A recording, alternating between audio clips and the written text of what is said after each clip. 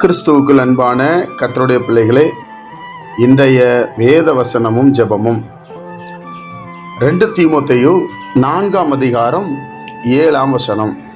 நல்ல போராட்டத்தை போராடினேன், ஓட்டத்தை முடித்தேன், விசுவாசத்தை காத்து கொண்டேன்.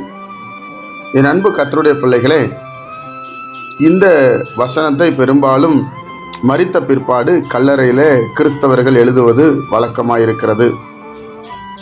ஆனால் அப்போஸ்தலனாகிய பவுல், ஆண்டவர் பவுலை நேரடியாய் சந்தித்தாலும் அந்த நாளிலிருந்து என்னுடைய போராட்டம் ஆரம்பித்து விட்டது. கிறிஸ்துவுக்குள்ள வாழ்கிற ஒரு போராட்டம். கிறிஸ்தவ வாழ்க்கை என்பது வெறும் சுகமான வாழ்க்கை அல்ல, அது ஒரு போராட்டம் நிறைந்த வாழ்க்கை. இது நீங்கள் கிறிஸ்துவுக்குள்ள வர தான் அதை புரிஞ்சுக்கிட முடியும். அந்த போராட்டம் உள்ள வாழ்க்கையை நாம் இந்த உலகத்தில் பலத்தின் மிகுதி 80 ஆண்டு 90 ஆண்டு வாழுகிறோம் என்றால், அந்த போராட்டம் உள்ள வாழ்க்கையை நம்ம அனுபவித்து அதை ஜெயித்தோம் என்றால், இயேசு கிறிஸ்து மறுபடி வரும்போது மரித்த நாம் மறுபடி உயிரோடு எழுந்திருப்போம் என்கிற ஒரு பெரிய நம்பிக்கை கிறிஸ்தவத்தில் உண்டு. அதை இயேசு கிறிஸ்துவும் பேசியிருக்கிறார்.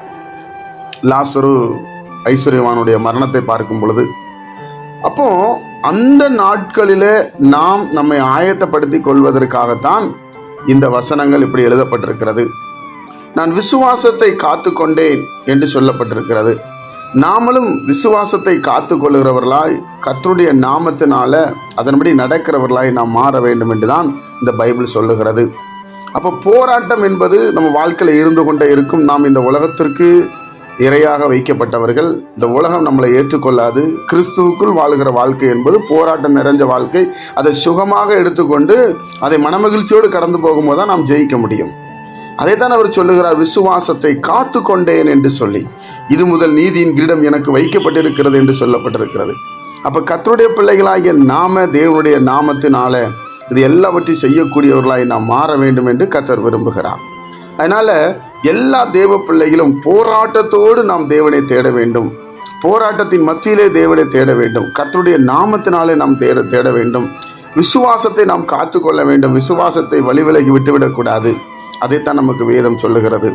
அப்போ இந்த நல்ல போராட்டத்தை போராடினேன், ஓட்டத்தை முடித்தேன். உயிரோடு இருக்கிறவர்கள் இயேசு கிறிஸ்துவின் நாமத்தினால் அதை முடிக்கத்தக்க பலனை தேவன் நமக்கு கொடுக்க வேண்டும். ஜெபிப்போமா? பரிசுத்தமுள்ள நல்ல ஆண்டவரே, உம்முடைய குமாரன் இயேசு கிறிஸ்துவின் நாமத்தில் நாங்கள் வருகிறோம். உயிர்த்தெழுந்த ஆண்டோடைய வல்லமை இப்பொழுது இறங்கி வரட்டும் அப்பா. ஆண்டோடைய கரம் இப்பொழுது எங்களை தொடும்படி நாங்கள் ஜெபிக்கிறோம். இந்த வசனத்தின்படி வாழ, வசனத்தின்படி எங்களை அர்ப்பணிக்க, வசனத்தின்படி நாங்கள் செயல்பட எங்களுக்கு கிருபை செய்யுங்கப்பா. உமக்குள்ள ஆண்டவரை நாங்கள் ஓடி ஜெயிக்க எங்களுக்கு பலன் தாரும். இந்த நாளை எங்களுக்கு ஆசீர்வதித்து தாரும். இயேசுவின் மூலம் ஜெபிக்கிறோம் பிதாவே, ஆமென்.